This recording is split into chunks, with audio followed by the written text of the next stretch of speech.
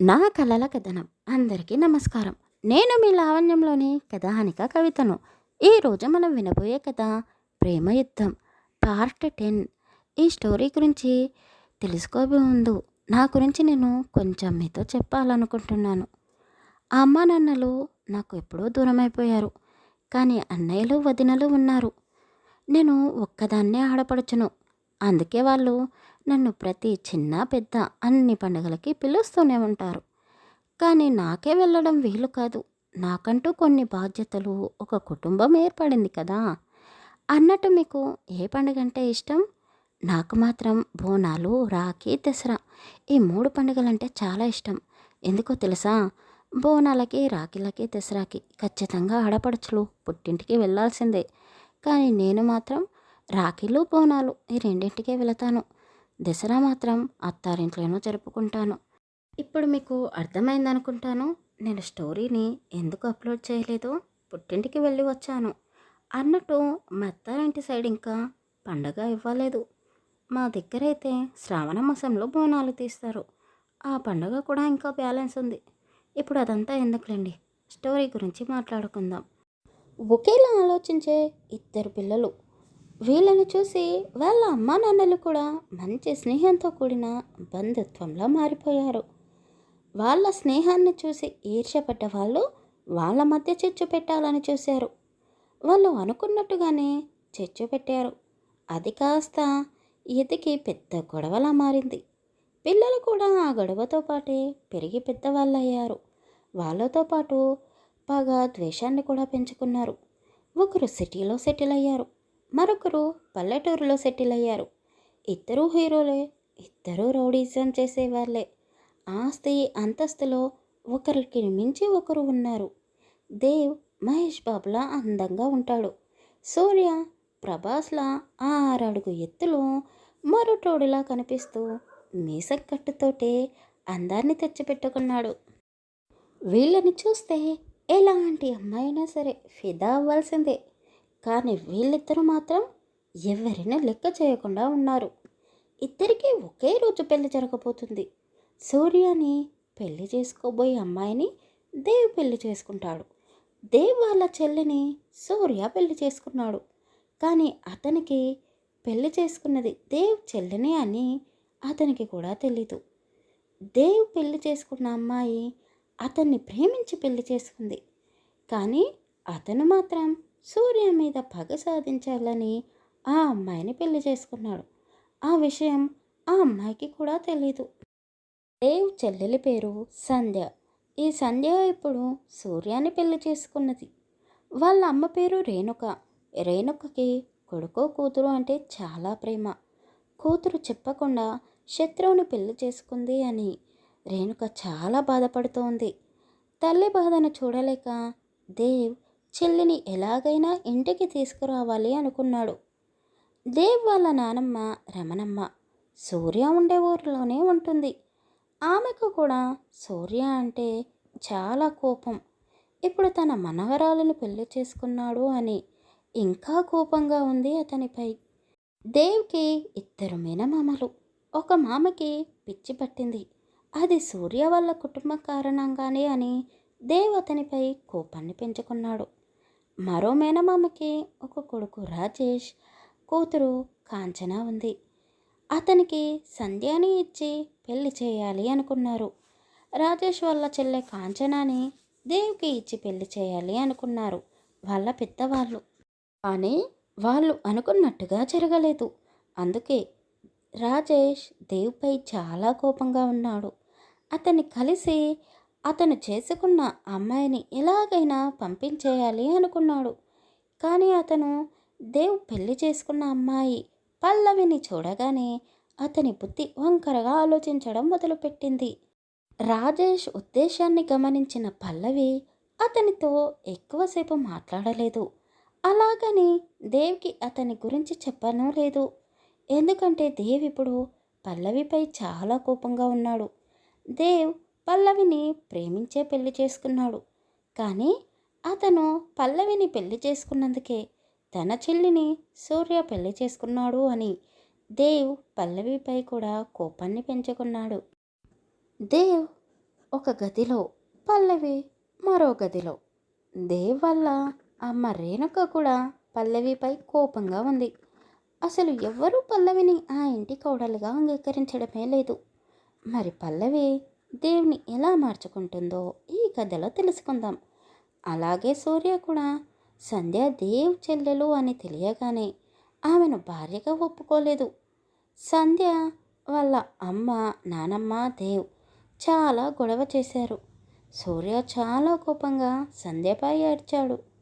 నువ్వు నాకు అసలు భార్యవే కాదు, నా శత్రువుకి చెల్లెలు.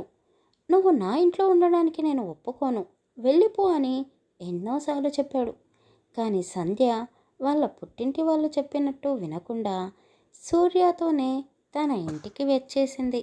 సూర్య కూడా సంధ్యాని మొదటిసారి ఒక చోట చూడగానే మనసు పడ్డాడు. కానీ అతనికి ఆమె ఎవరో తెలీదు. పెళ్లి మండపంలో తాళి కట్టేటప్పుడు చూసి చాలా సంతోషపడ్డాడు. పల్లవి స్థానంలోకి ఆమె వచ్చింది అని తెలిసి ఆమె మరెవరో కాదు, దేవ్ చెల్లెలే అని తెలిసినప్పుడు అతను ఆమెపై పెంచుకున్న ప్రేమనంతా పక్కన పెట్టి ఆమెపై ఎంతో కోపాన్ని పెంచుకున్నాడు. ఎంత కోపాన్ని చూపిస్తున్నా సంధ్య మాత్రం సైలెంట్గా ఉంది. దేవ్ సూర్య ఇద్దరు చిన్నప్పటి స్నేహితులు. వీళ్ళ మధ్య ఏం జరిగిందో నేను తెలుసుకొని వీళ్ళను ఎలాగైనా ఒక్కటి చేస్తాను అని సంధ్య చాలా గట్టిగా అనుకుంది. సంధ్య చేసిన పనికి సూర్య ఆమెపై కోప్పడి నేను తిరిగి వచ్చేసరికి నా కంటికి కనిపించకూడదు అని గట్టిగా చెప్పేసి పొలంలోకి వెళ్ళిపోయాడు. చీకటి పడగానే సూర్య ఇంటికి చేరుకున్నాడు. ఇల్లంతా నిశ్శబ్దంగా ఉండడంతో సంధ్య వెళ్ళిపోయింది అనుకున్నాడు. బాగా అలసిపోవడంతో కాస్త భోజనం చేసి తన గదిలోకి వెళ్ళి మంచంపై వాలిపోయాడు. అతని చేతికి మెత్తగా తగిలినట్టు అనిపించడంతో అతని పక్కన ఎవరో ఉన్నారు అని టక్కున లేచి స్విచ్ వేసి చూశాడు.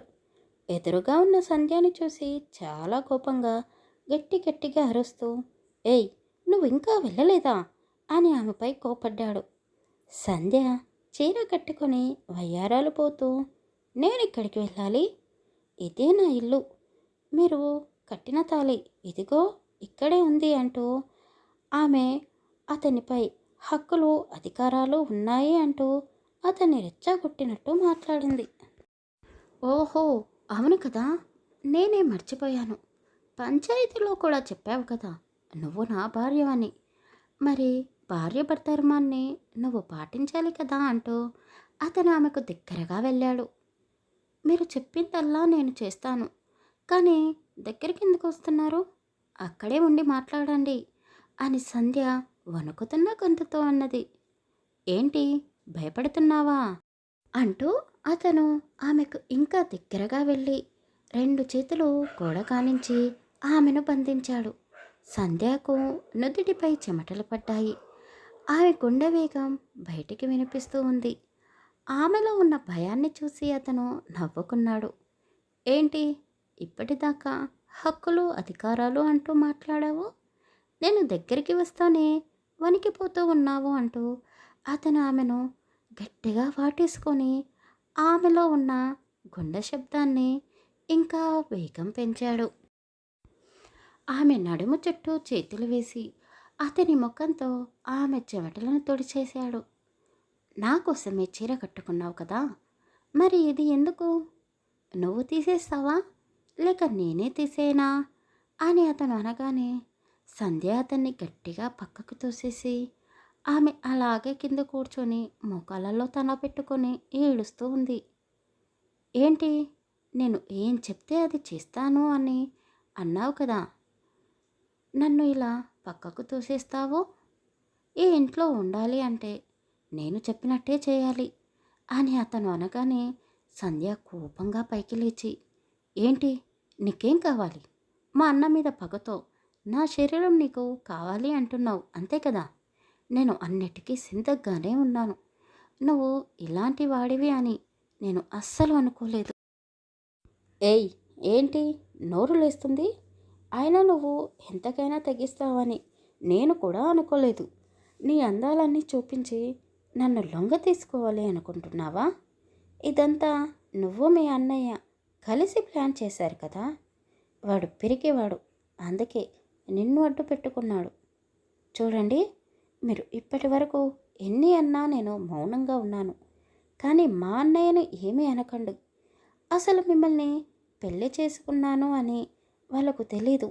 తెలిస్తే ఒప్పుకునేవారా? చూశారు కదా వాళ్ళు ఎంత పెద్ద గొడవ చేశారో. అదంతా నాటకం. ఏదో నన్ను నమ్మించాలని చూశారు. నీకు మొదటి నుంచి చెప్తూనే ఉన్నాను, నీ మీద నాకు ఎలాంటి ఇంట్రెస్టు లేదు. నేను అన్నట్టు నువ్వు నిజంగానే నా ముందు నగ్నంగా ఉన్నా నీ వైపు నేను తలెత్తి కూడా చూడను. ఇప్పటి వరకు జరిగిందంతా చాలు. మర్యాదగా రేపు ఉదయాన్నే ఇక్కడి నుండి వెళ్ళిపో. ఎక్కడికి వెళ్ళాలి? మా నాన్నమ్మ చాలా కోపంగా ఉంది. నన్ను తిరిగి ఇంట్లోకి రానిస్తుందా?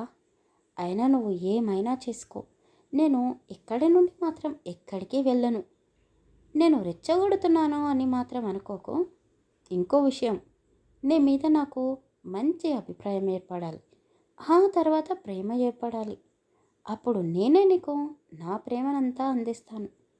అలా కాకుండా మా అన్నయ్య మీద కోపంతో నా మీద చెయ్యి వేస్తే మీరు ఒక మూర్ఖుడే అని నేను అనుకుంటాను అంటూ సంధ్య అతనికి గట్టిగా వార్నింగ్ ఇచ్చినట్టు చెప్పి ఏడుస్తూనే మంచంపై అటు తిరిగి పడుకుంది.